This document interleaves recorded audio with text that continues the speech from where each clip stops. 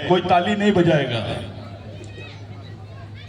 जिसका आप लोग पुतला बिठा रहे हैं और बिठा दिए हैं, यह है कौन? पहला प्रश्न है भाइयों। ये मैं दो बातें आपके सामने पहले रख देता हूं। इस देश में दो आदमी का नाम बहुत बड़ा है। एक है राष्ट्रपिता महात्मा गांधी। थोड़ा शांत रहिए इधर, उनको शांत करिए इधर। एक है राष्ट्रपिता महात्मा गांधी जो गुजरात के ही थे, और दूसरा है परम पूज्य डॉक्टर बाबा साहब अम्बेडकर।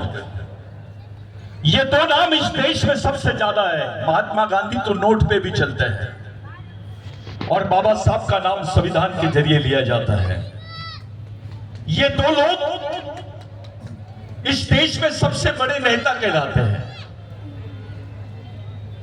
तो मैं पहले आपको बता देना चाहता हूं, जिनको राष्ट्रपिता महात्मा गांधी बोलते हैं, ये साउथ अफ्रीका से भारत में आए। कांग्रेस का पहला अधिवेशन चल रहा था रामगढ़ में। ऐसे ही पेंडोल लगा हुआ था। जब गांधी जी वहां पहुंचे तो एक आदिवासी से पूछा, भाई इतना बड़ा नाम उसमें लिखा हुआ था, महामानव, क्रांति सूर्य, धरती आबा भगवान बिरसा मुंडा। ये जब नाम देखा तो गांधी जी ने पूछा, ये कितने नाम है? तो उस आदिवासी लंगोटी वाले ने खड़े होकर बोला, गांधी जी एक ही आदमी का नाम है। फिर गांधी जी ने पूछा, कितने साल जिए थे?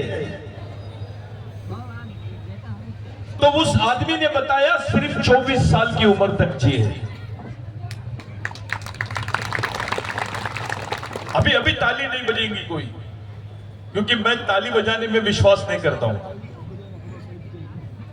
गांधी जी को बताया कि भाई 24 साल की उम्र में इतना बड़ा नाम, महामानव, क्रांति सूर्य, धरती आबा भगवान बिरसा मुंडा। फिर गांधी जी ने उसको पूछा, ये क्या चाहते थे? तो उस आदिवासी आदमी ने खड़े होकर बोला, गांधी जी, बिरसा मुंडा का आंदोलन जो था वो उसका बेसिक मंत्र था मालागाज मोल मावूस, यानी हमारे गांव में हमारा राज, हमारे जमीन पे हमारा राज, हमारे जंगल पे हमारा राज। जब गांधी जी ने ये बात पूछा और समझा तो गांधी जी ने बोला, इस बात की, इस विचारों की तो पूरे देश को जरूरत है। गांधी जी ने टाई कोट उतार दिया,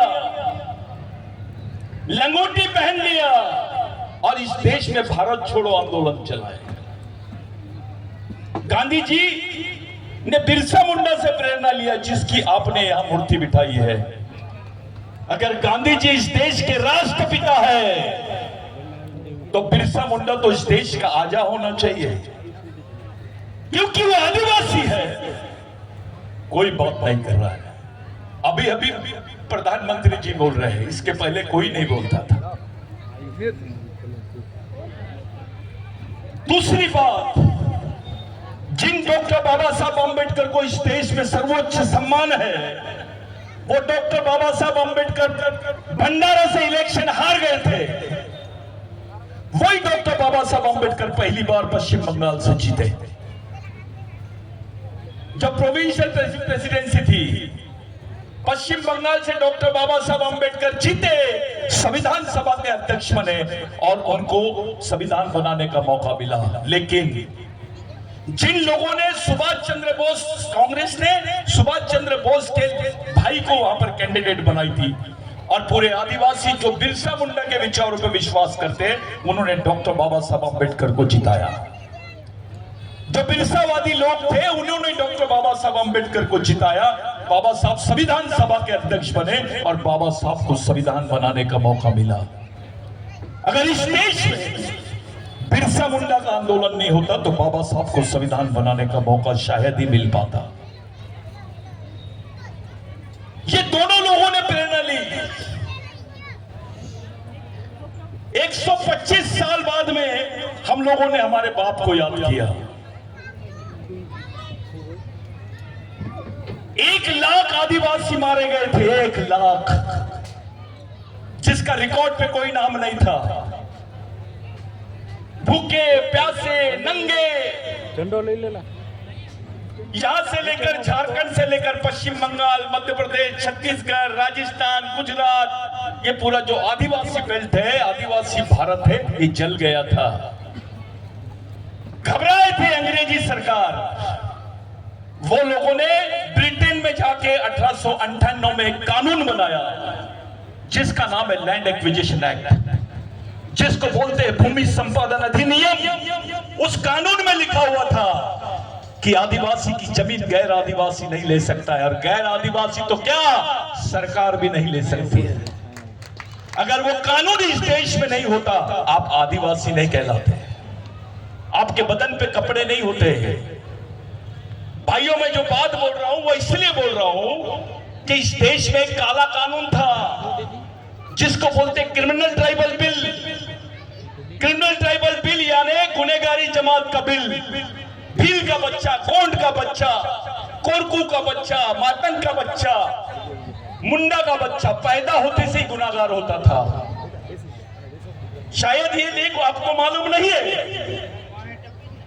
कोई भी आदिवासी दिखा, भील आदिवासी दिखा, तो लोग उसको सड़क पे मारते थे। उसको मरने के बाद भी उस पर कोई एफआईआर दर्ज नहीं होती थी। ये काला कानून था जिसको क्रिमिनल ट्राइबल बिल बोलते हैं। ये अंग्रेजों को उचकाया गया था यहाँ के उच्च वर्णीय द्वारा, और ये कानून बनाया गया।